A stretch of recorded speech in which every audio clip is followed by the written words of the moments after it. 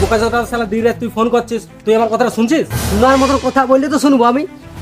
হ্যাঁ তুমি যতদূর পারবে করে নিয়ে যাও। একদম তুই তো আমার কথা শুনছিস। সকালবেলা বাপটা লড়াই লাগছে, কি কি ব্যাপার? বলছিস? যাই তো দেখি।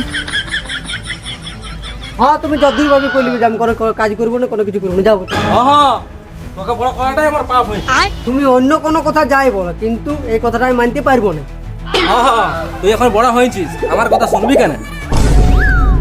কি হইলো বাপ? সকালে এই লড়াই লেগে গেছে বাপ বেটা। দেখো না, ই আমার একটা কথাও শুনে নাই। কি রে, তুমি গুরুজনের কথা শুনিস নাই? এরকম করলে হবে? গুরুজনের কথা শুনতেই হয়। এটা কোনো শোনার মতন কথা এলো যে শুনবো কথাটা? কি কথা শুনি?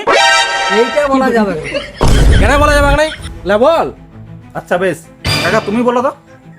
আর শোনো ভাই পুয়া, এই একটা বেটেছে না কেন, রোজই ফোন কর।